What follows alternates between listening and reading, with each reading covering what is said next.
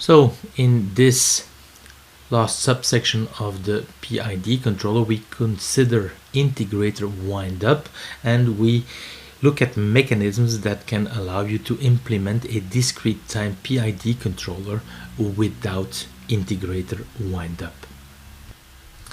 First, some words about wind up, integrator wind up or reset wind up. This mechanism occurs when the controller output MV has no effect on the process variable PV because the feedback loop is broken. We'll consider three situations. The first one is output tracking. We've considered this before. We'll consider also manual mode, and we'll consider limitations of MV, right? So the problem is that the feedback mechanism is broken. MV has no influence on PV. Well, the integrator term sees an error that is either positive or negative, so this integral term winds up. Depending on the sign of the error, the output increases or decreases without effect. This is the wind up mechanism. Then when the feedback loop is active again, well, it takes a long period of dewinding before the situation normalizes. Most controllers have an integrated anti-wind up mechanism implemented for manual mode, actuator saturation, but also for output tracking or interlocks, and this is covered in the course, right? So this is output tracking. This is covered in the course but is for your information only. So if you look at the literature, you will find a multitude of anti-wind up mechanisms, but in this course we'll study only two. We have already seen one mechanism when we have studied the integral action, and it is this positive feedback implementation of the PI controller using a first order system. What we'll do now is look at this integrator reset method that you use when you code a PI or PID controller. For simplicity in the slides, I have not considered derivative action or feedforward in the explanation of this anti-wind up mechanism using integrator reset. But you will see that the same ideas apply, because in the video presentation I will consider derivative action and feedforward. From the preceding slides, you might have the impression that the PID block is a block with two inputs, set point and process value, and an output MV. But we will see in the next section that this output generated by the PID controller is adjusted sometimes using a correction that comes from a feed forward, right? We have also seen, of course, in our two examples that the MV, the manipulated value, the heating power, is limited. So we have to take into consideration saturation of MV, right? But if we do it this way, we have just seen that this is going to lead to integral wind up in the PID controller. So adding things and then saturating at the output is a naive ID, because this is going to lead to wind up of the integral action. We also have to take into account the manual mode, right? And you could also take into account output tracking. This is something that we have discussed earlier in the course. So what I will draw now is a PID controller. That is the one that you find implemented in PLCs, and it has many more inputs than just set point and PV. So this is how the PID controller looks like in reality. You have the parameters for tuning. Sometimes there are more parameters than just KC, TI, and TD. Think of the parameter alpha. And here we have also parameters to, well, take into account the saturation of MV. Remember the process, for instance, TCLab, where the heating power is limited in between 0 and 100%. So MV min in this case would be 0% and MV max would be 100%, right? This limitation, this saturation of MV has to be implemented inside the controller to prevent integral windup. So here we have the inputs that we had in our earlier version of the PID control. So of course set point and PV. Next here in blue, well, we have to implement the manual mode. So for that we have a Boolean signal man that is going to signal if you're in manual mode or not. If man is set to 1, then MV has to be equal to MV man. This is the manual MV set by the operator, right? And again, inside the PID controller, we have to make sure that there is no integral windup. Well, for your information, you can also implement output tracking interlocks.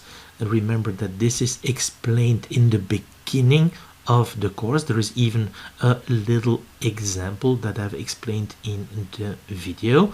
So here we have a Boolean signal track on. If it is set to 1, then MV will follow the signal track value. Again, you have to implement this inside the PID controller while ensuring that there is no windup of the integral action.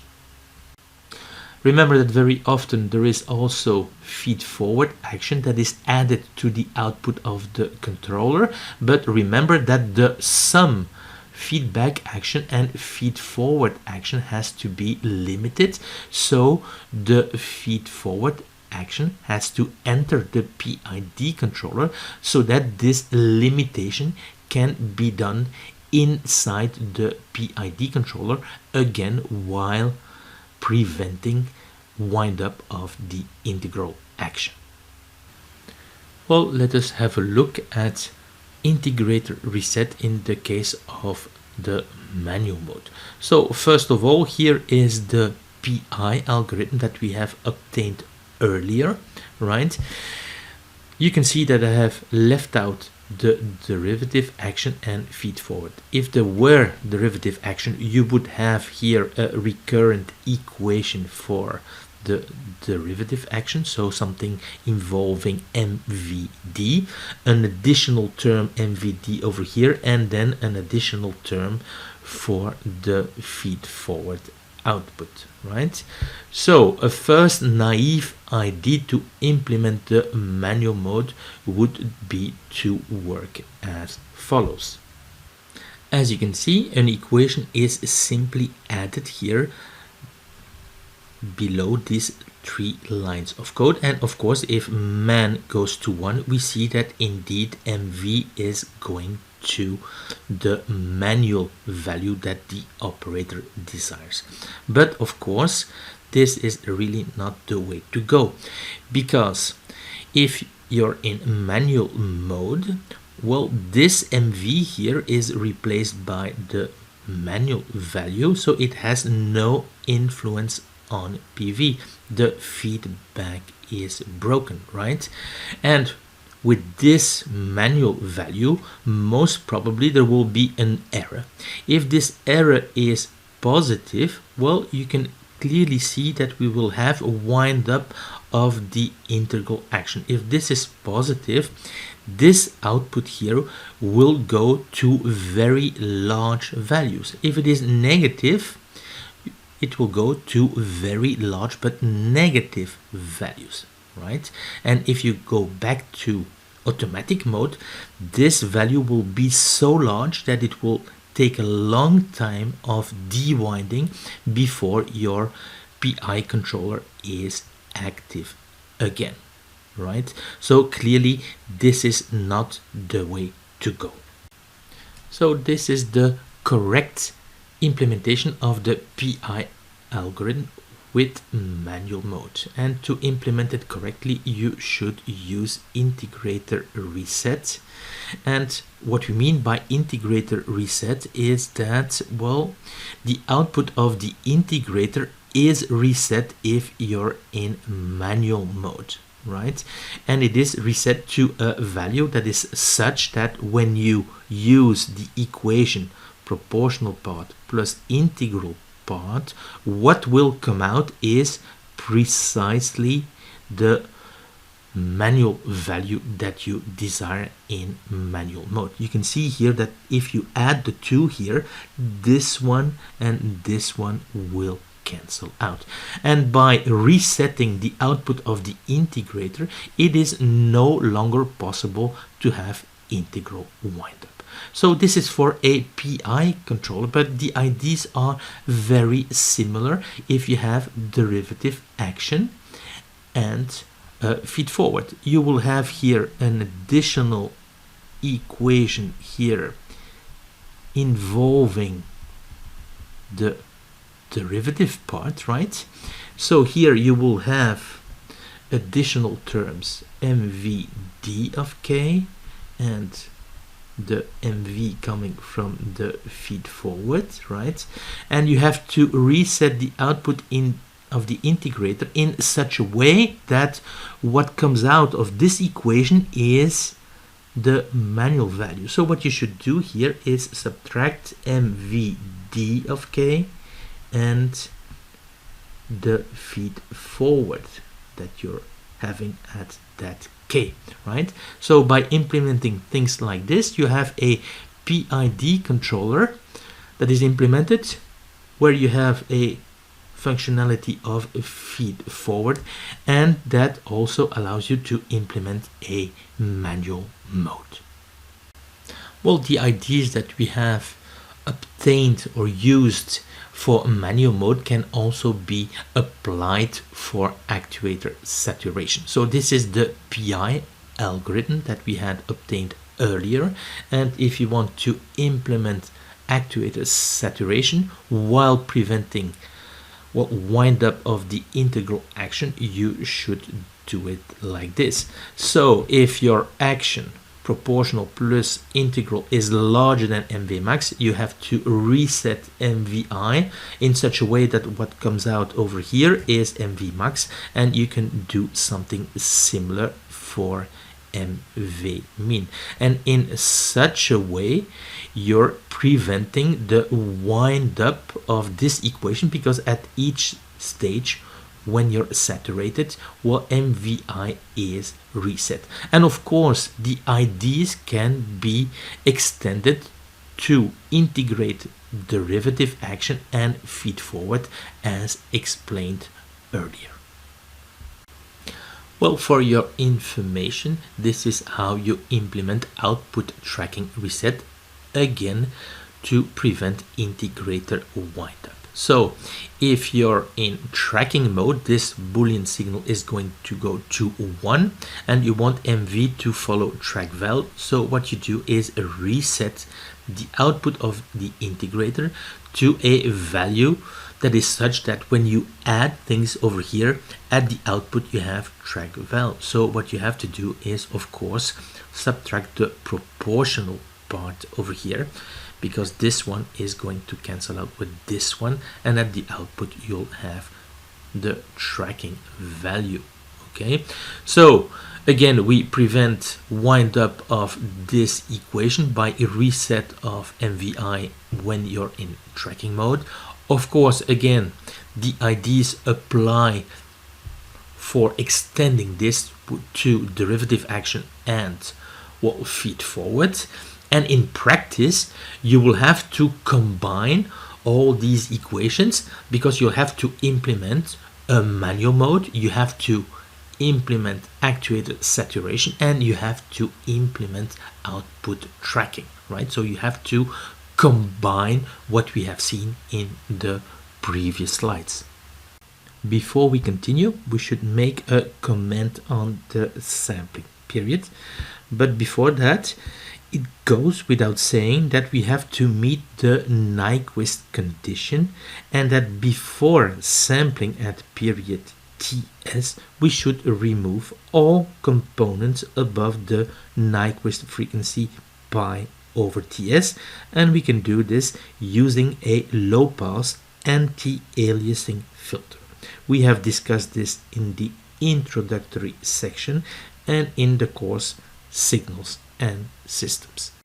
If TS, the sampling period, is chosen too large, or equivalently if the sampling frequency is chosen too small, the control performance deteriorates and the system dynamics are lost. In between sampling instance, we are basically running the system open loop. So if TS, the sampling period, increases too much, we will also react later to disturbances. If the sampling rate is too high, so if TS is chosen too small, this will increase the burden of the processor. So you'll need more computation time, right? It also leads to discrete representations with bad numerical properties. We have seen this when we have discussed the implementation, for instance, of derivative action in the PID controller. In this 15-hour course, we will use the following indicative value for the sampling interval TS in the case of setpoint tracking. We will assume that there are 10 to 15 samples per rise time.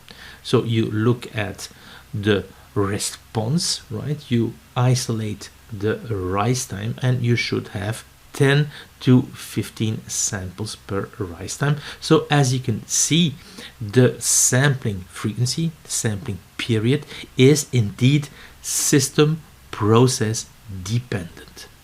In this subsection, we'll concentrate on feed forward, and the idea behind feed forward is to eliminate the effect of disturbances before they create a control error.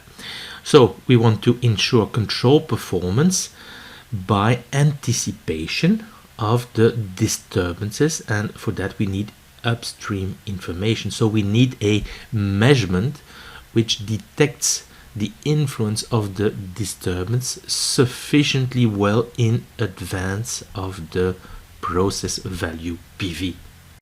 Let us now compare feed forward and feedback, and start with feedback.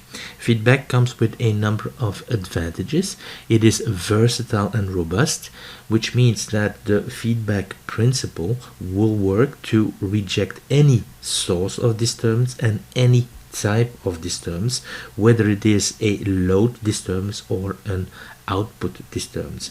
Of course, as long as the disturbance is within the bandwidth of the closed loop system.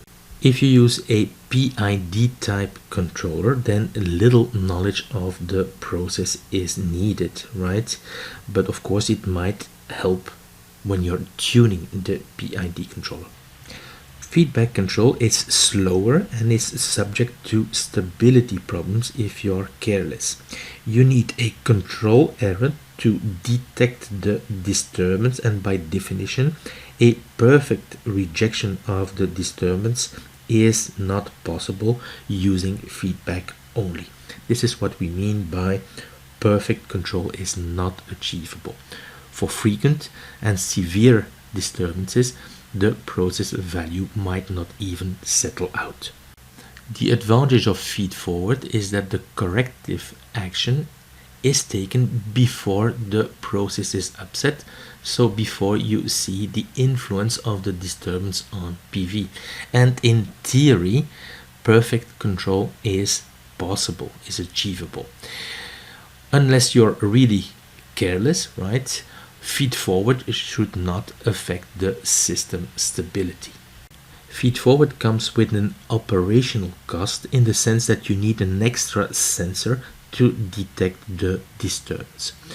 A good model of the process is required to implement feedforward.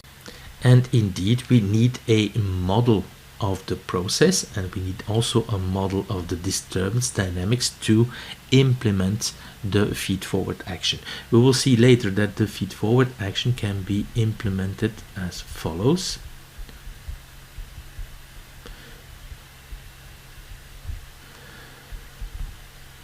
So it is the dynamics of the disturbance then times the inverse of the dynamics of the process, and it's acting on the disturbance variable. In practice, you have to use models of the input-output dynamics, P, right, and a model of the disturbance dynamics, D. In the background, what will happen, because you have to go through the process, is that you have an inversion of the process dynamics. So you have this one coming from the actual process, and this one is coming from the feedforward, as you can see over here, but those two will cancel out, and therefore this feedforward action is not robust, because variations in the process will have a major impact on the feedforward law, since this one is going to remain fixed, right? If this one is fixed and this one varies, well, we have a major impact on the feedforward, in the sense that the variation of P is entirely reflected on the feedforward law. This feedforward here is an ideal feedforward. It will result in perfect control, but in practice it is not always physically implementable. And this is the reason why feedforward and feedback are combined. In practice, you will never or almost never see feedforward used alone. The feedforward then is used to eliminate the effect of the measurable disturbances before they have an effect on the process value PV, and the feedback will ensure tracking performance, static error that is 0 in steady state. It will correct for those disturbances that are not measurable, right? And it will ensure robustness in the presence of process variations. The second methodology or principle leads to a dynamic feedforward, so it requires the knowledge of the process dynamics, we'll call it P of S here, from MV to PV, but also the knowledge of the disturbance dynamics from DV to PV, and this can be obtained through experimentation. Although this is easier for the process dynamics because you can influence MV, right? For instance, if you have a controller in front, put it in manual and put a step at the input over here and look at PV. This is of course more difficult for DV because very often you cannot influence DV and you have to live with the DV that is present on the process, right? And you have to collect a data set with DV and PV. Then you have to use some kind of data driven modeling package to obtain this model of the disturbance dynamics D of S. Well, the ideas behind this second methodology leading to a dynamic feedforward are very easy. Well, you have a first influence path of DV on PV, and it's really, well, DV going through the disturbance dynamic. So you can write it like this: D of S acting on DV, right? And the idea is to, well, create a second influence path that will go through the process, right? And that will compensate this one, right? So if you go through the process, of course, in this second influence path, we have to cancel the process dynamics. So this is why in the feed forward, you have the inverse of the process dynamics. This one will cancel out with this one, right? And of course, then you need to give it, to shape this second part so that it has exactly the same dynamics as the first one. And of course, you need to give it the correct sign. Okay, so you can kind of see here that if you have an exact model of the process and an exact model of the disturbance, what you will see over here is minus d of s dv, right? D of s acting on dv. In practice, what you will have over here will be, well, not this, but I'll write it in another color to just show you that this is what happens in reality. Well, it's not d of s, but it's a model of d of s over the model of your input-output process dynamics times p of s, and the whole thing acting on dv, right? And if your models of the disturbance dynamics and the process dynamics are sufficiently good, well, this is going to give you a good compensation, a good rejection of this disturbance dv. Feedforward is not going to act alone, so it's always working with a feedback. So this one is coming from a feedback controller. So you have to imagine here a controller PV that comes in the set point, and this one is generating this correction on the feed forward action, right? And the feed forward action, in words, it's the disturbance dynamics over the process dynamics with the correct sign minus here, so that you have this second influence part that in theory will perfectly compensate the first influence part. Well, we have seen that the manipulated value is constructed from the feedback part coming from the controller and the feed forward part, right? We put the minus sign over here, and therefore we can write it like this. It's the dynamics of the disturbance divided by the dynamics of the process acting on dv, right? And now we'll have a look at this ratio here, dynamics of the disturbance divided by the dynamics of the process. So now we need quantitative information about this d of s and p of s, and what we'll do here is say, well, this dynamics is a Broida model, gain, time constants, delay, and same thing for the process dynamics.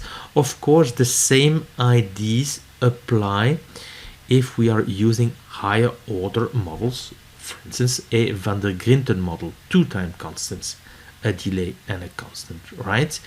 Of course, we have to make sure that this one is realizable, but this will be discussed later, right? Well, if we write this d of s divided by p of s in this particular case, what we'll have here is, well, kd divided by kp, so this will be the feed forward gain, right? If we divide this one by this one, what we'll have is tps plus 1 over tds plus 1, and this is a lead lag system, right? And for this one we have to pay attention. It's exponential of minus theta ds divided by this one, so we'll have the exponential of theta ps This one you can rewrite as the exponential of minus theta d minus theta p s, but a delay should be larger than 0. So what we'll do is rewrite this differently. We'll rewrite it as exponential of minus theta feed forward s, right? And this theta feed forward will be theta d minus theta p as long as it is positive. So how can we write this? Well, we can say that theta feed forward is the maximum of 0 and theta d minus theta p, right? If this one is negative, right, well, 0 will be selected. And this is really the feed forward dynamics. If we have dynamics of the disturbance and the process that are Broida models, but as I've said, the same ideas apply if you have higher order models. You simply have to divide d of s by p of s. And indeed, this is the dynamic feed forward that we obtain. Assume here that both the disturbance dynamics and the process dynamics are described using this Broida model. And this is how it looks like in the form of a control scheme. And again, this is what you obtain when both the disturbance dynamics and the process dynamics are described by a Broida model. Well, let us use this to look a little bit at the intuition. For instance, if theta d is equal to 10 seconds and we have here a delay in the process of 5 seconds, well, it makes sense then to make sure that we have a feed forward delay that is 5 seconds, right? It will be theta d minus theta p is 5 seconds. It's positive, so we keep the value. But you can see that in this second influence path, if you add the two, you also have a delay of 10 seconds, so that you adjust when those two influence paths act and that they are acting at exactly the same time instant. Well, let us now take an example where we have a delay in the disturbance dynamics that is 5 seconds, right, and a delay in the process that is 10 seconds, right?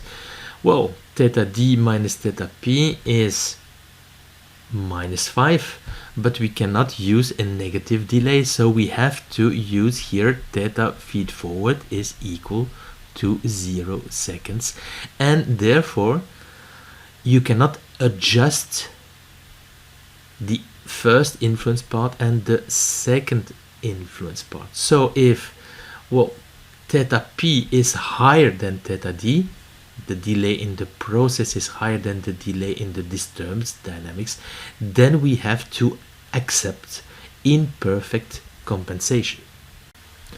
Well, let us now have a look at the time constants Td and Tp and assume that Td is smaller than Tp, so the dynamics here are faster than the dynamics of the process. Then we would expect the feed forward to give a kick in the butt here to accelerate things, and this is indeed what is going to happen, right? If Td is smaller than Tp, if we only look at this part and we look at the step response of this lead lag system, it will look like this, right? Because the high frequency gain, and this is what you see over here, is larger than 1, right? So we'll have a kick and then it will go to 1, right? If this comes as a surprise, this means that you have to go back to the subsection on the lead lag system in the previous section. But anyway, this is consistent with what we expect.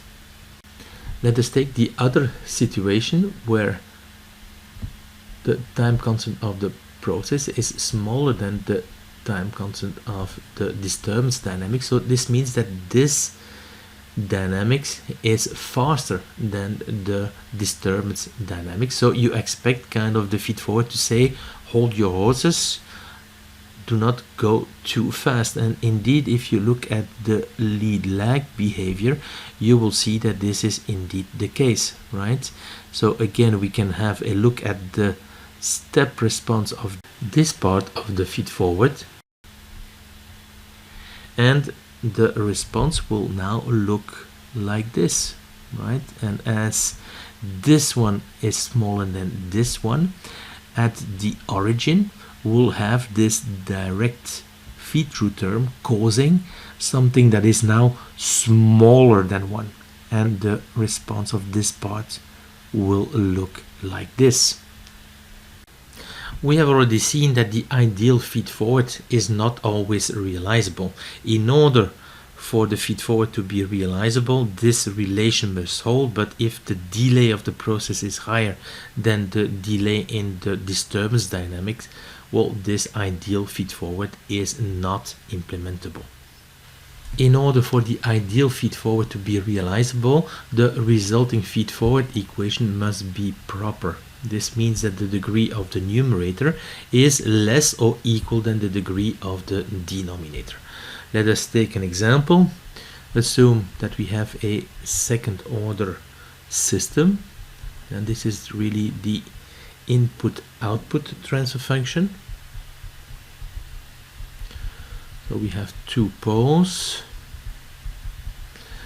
and assume that the disturbance dynamics is described by this transfer function, KD over TDS plus 1, right? If we have a look at D over P, what we'll have is KD over KP, and then we'll have, well, these ones at the numerator, TP1 S plus 1, TP2 S plus 1 over TDS plus 1. So you can see that, well, this transfer function is not proper, so the ideal feedforward is not realizable. So 2 things that you can do: you can forget about this lead here and just implement this lead lag, or you add a lag and you use, for instance, alpha TP2S plus 1, and then you have 2 lead lag systems, right? But this is clearly an approximation of the ideal feedforward, and alpha, for instance, is well in between 0.1 and 0.5, let's say, right?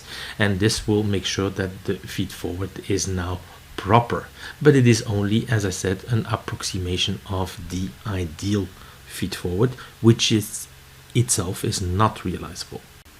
As we have seen from the theory, dynamic feedforward involves the use of 1 or several lead lags. You will experience this during the associated control lab, where you'll have to implement a feedforward action with 2 lead lags. We have also noticed that if the delay in the disturbance dynamics is smaller than the delay in the input-output dynamics, then perfect compensation is not possible. In the lead lags that implement the dynamic feedforward, we have transfer functions of this type, TPS plus 1 over TDS plus 1. So this is a time constant that is coming from the process, and this is a time constant that is coming from the disturbance dynamics. So what could happen is that, well, you have here a large lead constant.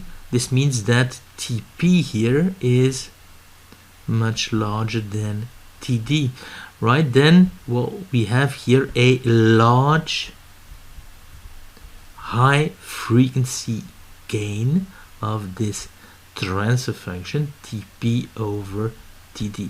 Remember that this one is acting on dV and there is noise on dV because it is measured. So if TP is much larger than TD, you run the risk of amplifying the noise, right? So you should limit the high frequency gain of the lead lag and accept imperfect compensation. If you have the other situation that TP is much smaller than TD, well, then what you can do here is approximate this by a first order system and implement something like this. This will be okay because TP is much smaller than TD. Well, in order to check if the dynamic feedforward is working properly, what you should do is of course test it in the presence of a disturbance, and of course you should make sure that your feedback controller is in manual mode so that, well, the controller does not interfere with this monitoring of the dynamic feedforward. If it is in automatic mode, well, obviously the controller will interfere and try to make sure that PV is going to set point, and you will not be able to discriminate between what comes from the feedback and what comes from the feedforward. So when you're checking your dynamic feedforward, put the feedback controller in manual mode, right? So here we have a step-like disturbance, right? And we look at the influence on PV, and we can kind of see that after a while there is a lasting deviation between PV and the set point. This means that, well, the gains in the two influence paths, the one that comes from the process, right, that goes through the disturbance dynamics, and the one that goes through the feed forward, right, are not adjusted properly. So if you see a lasting error, a lasting deviation from a set point in the presence of a disturbance with, of course, the manual mode, and assuming that you've started, of course, with a PV on set point, this means that the, well, gain in the feed forward has not been chosen properly. We'll again look at a step-like disturbance on DV. Again, we assume that the controller is in manual mode and that PV is on set point before we see this step-like disturbance. And we have here the response on PV. PV goes back to set point, which means that, well, the feed forward gain has been chosen properly.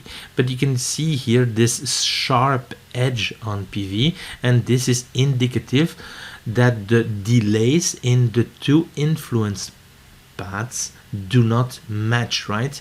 And this is an indication of a wrong delay in the feed forward. Again, we look at a step-like disturbance, right? And the controller is in manual mode with PV on set point. This time, well, we have a much smoother response on PV. We see that there is a control deviation, but that it goes to 0. So we can conclude here that the gain in the feed forward has been chosen properly. Since there is no sharp edge, well, that the delays have been chosen properly as well, but that there must be something wrong with the dynamics in the lead lag, and this is an indication of a wrong choice of time constants. Okay, of course, in reality, you will not either have a wrong gain or a wrong delay or wrong time constants, but this will help you to kind of improve on your dynamic feed forward by looking at this type of curves, right? This all presupposes also that you can influence dV as you like, which is of course not always the case. In the control lab associated to this course, you will code a PID controller and optimize it, tune it, and then you'll associate it with a feedforward law that will also be implemented digitally. This means that you will have to code the recursive equations of two lead lag blocks that are involved in the feedforward action. Well, you will either work on the LTR700 system or on TCLab. We have seen previously, for instance, for the LTR700 system, that you can obtain a linearized description of the system around the working point. MV0 is 50% and DV0 is 50%. You will do this also during the associated control lab, and that you can obtain the transfer functions P of S and D of S. So here you'll control the system using a PI controller, and you'll be able to reject this disturbance here using feedforward. It is important to see that the disturbance that is acting on the system, and this is something that we have discussed before, is the ventilator speed in percent minus 50%, right? Because we had been operating around a working point involving a ventilator speed of 50%. So it's the deviation from 50% that is the perturbation disturbance that you have to reject using your feedforward. Well, if you work on TCLab, you will have something very similar. Instead of a ventilator speed, well, the disturbance will be involving this second heating power. And as you can see over here, the disturbance that you will reject using your feedforward is the heating power 2 minus 50%, right? Because we had been working around an operating point with a first heating power 50% and a second heating power at 50%. So a perturbation is really a deviation from this working point involving a heating power 2 at 50%. So both for the LTR700 and TCLab, we can obtain a linearized description of the system here given in black. MV is the input, PV is the controlled output, and dV is the disturbance. For the LTR700 system, the disturbance is, well, the deviation of the ventilator speed from 50%, and for TCLab it's the deviation of the second heating power with respect to 50%. Well, during the control lab you will be asked to code a PID controller with manual mode, saturation, interlocks, right, and tune it, and implement a feed forward to reject the disturbance dV. For that, you'll have to experiment on the system as explained in the first section and obtain through graphical methods and system identification the description of the input-output dynamics P of S and the description of the disturbance dynamics D of S, and we'll use a system that is second order with delay. This is called a van der Grinten system, and we'll do this both for the disturbance dynamics D of S and the input-output dynamics P of S. Well, using this description of P of S with identified parameters Kp, Tp1, Tp2 and theta p, you'll be able to tune the PID controller using IMC tuning. Well, using the description of both D of S and P of S, you can construct the feedforward law to reject dV. What we have to do here is divide the dynamics D of S by the dynamics P of S, and there is this minus sign over here. So you can put it over here, or you can put it over here, right? But do not forget it. So if we divide D of S by P of S, we obtain KD over KP. This is the feedforward gain. And if we divide the dynamics, what you'll have at the numerator is, well, the time constants coming from the process. You can find it over here, and you can find it over here. And at the denominator, the time constants coming from D of S, the disturbance dynamics. And this will result in two lead lag systems, right, that you will have to implement, well, using digital means. This means that you'll have to code the block using recurrent equations. And then of course we also have the delay in the feedforward, and we had seen that the delay in the feedforward is theta d minus theta p, but in the case where theta p is larger than theta d, we cannot compensate perfectly, and we have to use a delay that is 0. It is impossible to have a feedforward delay that is negative, right?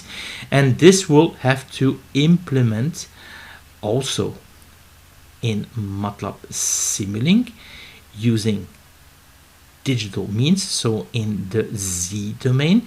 And if you remember that z is the exponential of TSS, you can approximate this delay as follows. So in the exponential, what we do here is divide by TS and multiply by TS, and then you can see the variable z appearing, right?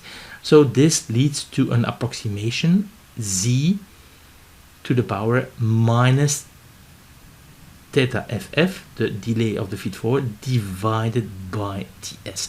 But in practice, of course, this quantity here, theta feedforward divided by TS, is not an integer. So what we'll do is take the nearest integer in the neighborhood of theta ff divided by TS. So we'll use a round operation here, and this will lead to the delay that you should use for your feedforward. So in practice, you'll implement it as, well, z minus dff, where dff is computed like this.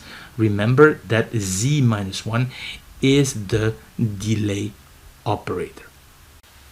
Well, I will show you now that the control laboratory that you will do on the LTR system can actually be simulated in the PCS7 system. So what we'll do is simulate the process and control it using a discrete time PID controller with feedforward.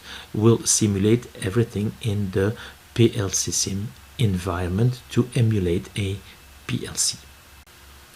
As you can see here, you have the different sources. We have already seen the source for the first order system. Here we have the source for the lead lag system. We'll not have a look at this one, because otherwise you'll see the recurrent equation that you have to be able to find by yourself. This is a block that implements a dead time. And what we'll do is look at the PID controller. So here's the code for the PID controller. So you have the gain TITD and then the derivative filter time constant, of course the sampling time. The inputs are set point and process, and then you can see over here the different other inputs. So there is a binary input for tracking. This is the output tracking value. Man here is also a Boolean signal that you can use to go to manual mode. And here there is this other Boolean signal, man feed forward, and this is a Boolean signal that allows you to make sure that the feed forward stays active in manual mode. We'll come back to that later. Here we have a Boolean signal to activate and deactivate the feed forward. Here we have the feed forward input, so that's the signal coming from the feed forward, and here you have the limitations. You can see here that the value in manual mode is an input output signal. So this means that, well, it can be set by the user by changing the input, but it can also be set by the program. So it can be written to a particular value by the program, and we'll see why this could be useful in practice. Well, you can see that the output is the controller is made available, but also the proportional part, the integral part, the derivative part, and the control error. This is also a way of ensuring that the previous value of the integral part is available at the next iteration. So these are here a few temporary values, and now we can have a look at the code. So if this Boolean value is 1, well, then we use the feed forward value, otherwise we use 0. This is, as you can see, the derivative part. If this value is positive, then we implement the recurrent equation for the different the derivative part. So MD at iteration K depends on MD at the previous iteration. Here we construct the control error, and here you have the integral part that is being constructed, and as you can see, we have used here the Euler backward difference method to discretize the controller. So this is now the derivative part, this will be the integral part, and here we have the proportional part. And as you can see over here, we can now implement tracking, manual mode, and limitations as we have discussed before. So here there is something special. This Boolean signal man feed forward can be used to keep the feed forward active in manual mode, because if you use this equation here, what will come out of this equation when you're in manual mode is the manual value, okay? And in this case, what will come out, if this one is 1, well, it's the manual value plus the feed forward, and this allows you to keep the feed forward active in manual mode. Here you can see that if you're not in manual mode, the manual value will actually track the actual MV, and this will make sure that if you go to manual mode, you always end up to a manual value that is the last MV when the controller was active. Let us now have a look at the implementation of the simulation of the heat cannon process. This is implemented in CFC, control function charts, and it's implemented in this chart over here.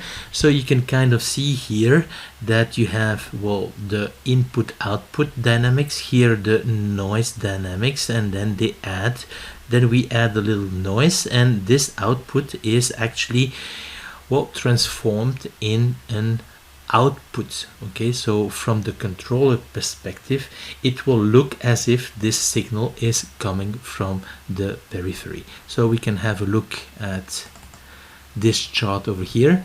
You can see here that this is the dead time block, and this is the first order block that we have considered previously. I've even shown you the code. So you have a dead time, 2 first order filters for the input output dynamics, you have something similar for the noise dynamics, and then they add, and some noise is added.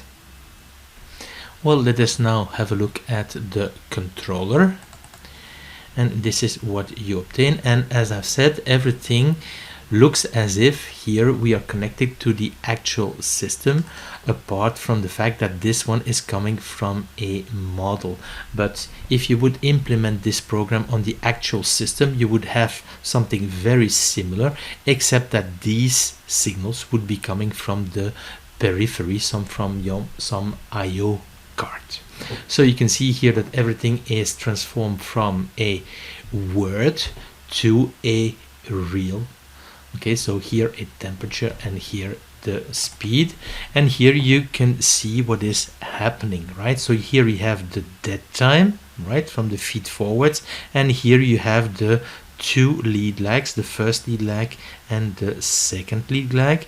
This is the feed forward and it enters the controller. So okay, so here this is the PV, and what is being produced is an MV, and this MV has to be transformed so that you can send it to the periphery.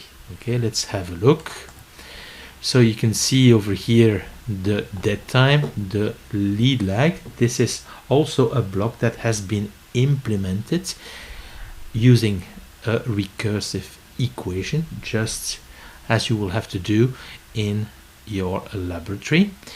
So first lead lag, second lead lag, and here indeed it enters the block that we have just seen, that has been compiled and has produced this block here that is now available in CFC.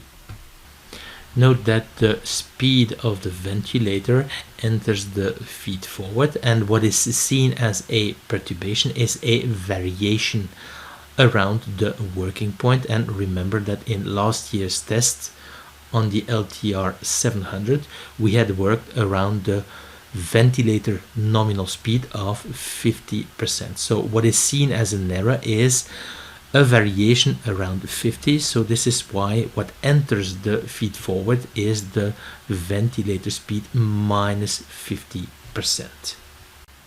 Note that this is a strategy that is very often used. So the process with the controller is simulated in the PLC or emulated using PLC sim in this case.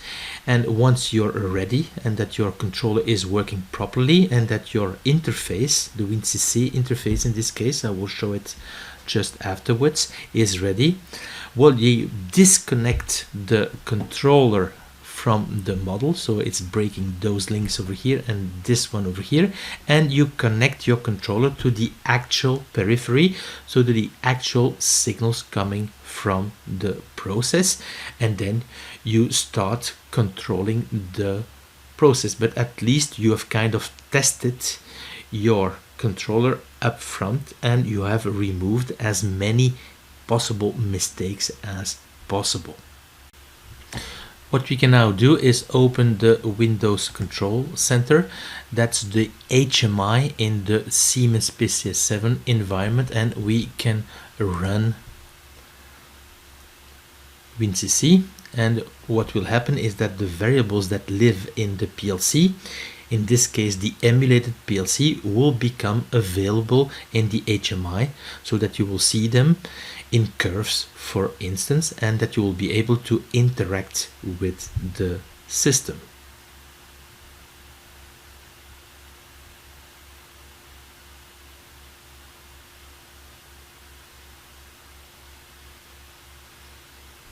So in our case we'll go to the LTR 700. Well, in this interface, WinCC interface, I have access to the process parameters and have used the parameters from the first heat cannon at ECAM. I have access to these parameters, of course, because the process is itself also simulated. What you see over here is the parameters that are associated to the PID controller and here to the feed forward. Okay, so you can kind of see here that the gain of the feed forward is this one divided by this one with a minus sign. Okay, the delay is, well, this one minus this one, right? And the lead time constants in the feed forward are the lag time constants in the input output process. So this makes sense. So this is how you implement the feed forward. And as you can see over here, this is the set point. Okay, the controller is running in automatic mode, and when the controller is running in automatic mode, you can see that the manual value is tracking the actual value. If I click on manual mode, now it becomes fixed, and I can change, for instance, and go to 60% heating power. So you can see in blue that the controller has reacted in manual mode, and well, the output of the controller goes to 60%, and after some delay you should see a change in the process. Remember that the delay of the process here is 12.5 seconds. So you can see here that the process is reacting. So what I'll do is stop the recording and show you when everything has settled out. Well, this is the response when the system has settled out more or less, and this corresponds to the input-output dynamics that you see over here. As you can see, the controller is still in manual mode, but now at 50% heating power, and you can see that the temperature has settled out. So what we can do is increase the ventilator speed and look at that response. So in red you can see the ventilator speed.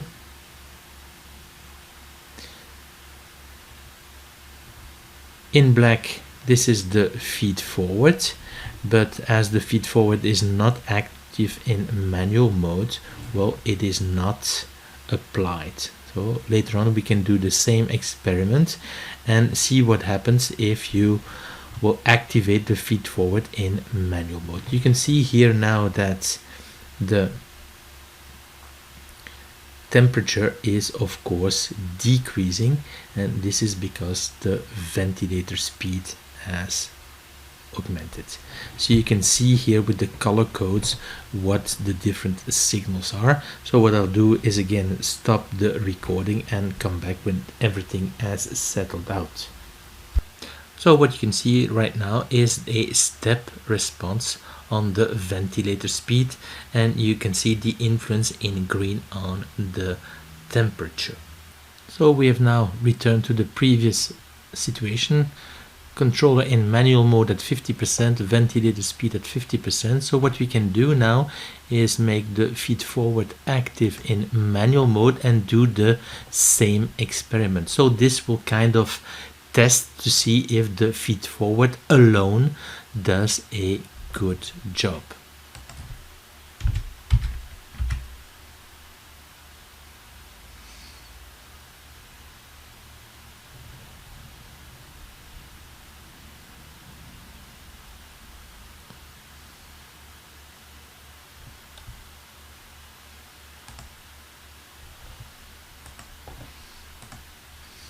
So here are the step, right? This is the feed forward, and you can see here the scale is not the same, that the feed forward is added onto the manual value that remains constant. And so we'll see the effect of only feed forward on the temperature. And as you can see, it's not perfect, but of course it's a lot better than what you had seen previously.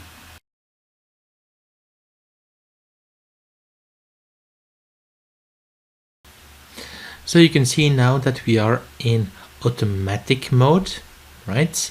And that PV is tracking the set point. So what we can do now is deactivate the feed forward and change the ventilator speed. So what we'll test is, well, the capacity of the controller alone without the feed forward to reject this disturbance. So let's do this.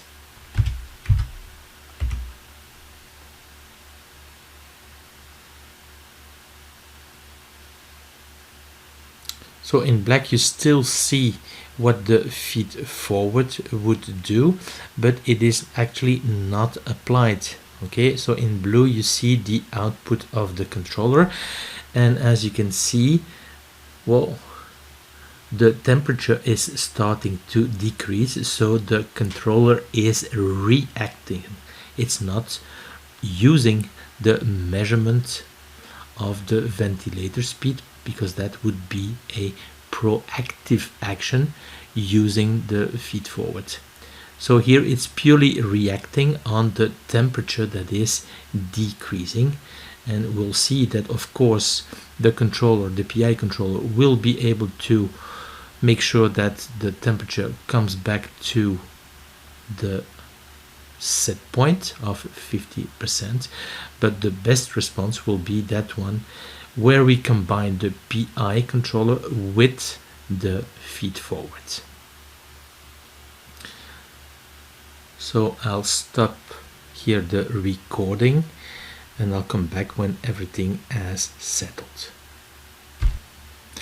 I've now stopped the trend, and you can see here that the PI controller has managed to bring back PV on set point, but you can see that the behavior is not that good. I could probably improve a little bit on that by changing the tuning of the PID controller. We'll obtain, of course, the best results when we combine the PID controller with feed forward. Well, by the way, you see that the parameters of the PID controller are not available. I can change them in CFC. This is the, well, negative side on programming your own PID controller. You also have to make your own interface. You will see that if I go to the controller of Siemens, that it comes with a nice interface that allows you to interact, to go to manual mode and so on.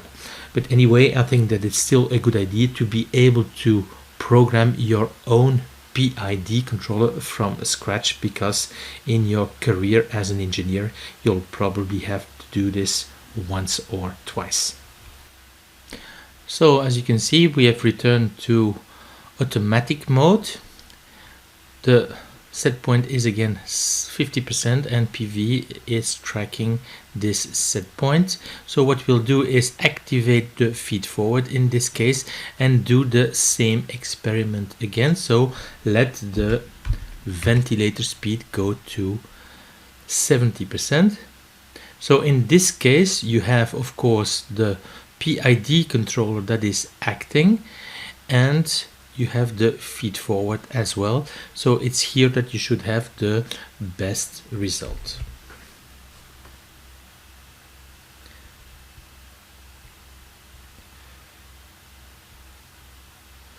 So you can see here that there is a slight change in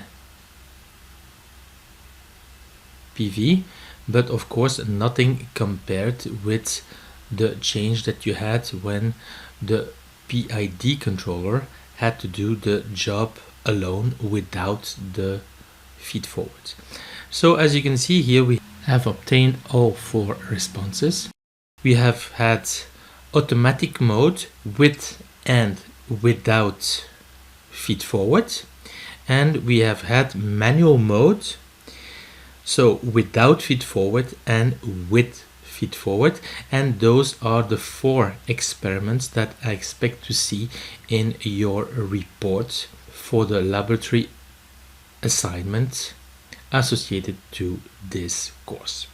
So you can see here that PV has come back to its original value, so to the set point. So clearly here you obtained the best results. Well, this concludes this course on control theory and applications. I hope you enjoyed this video course.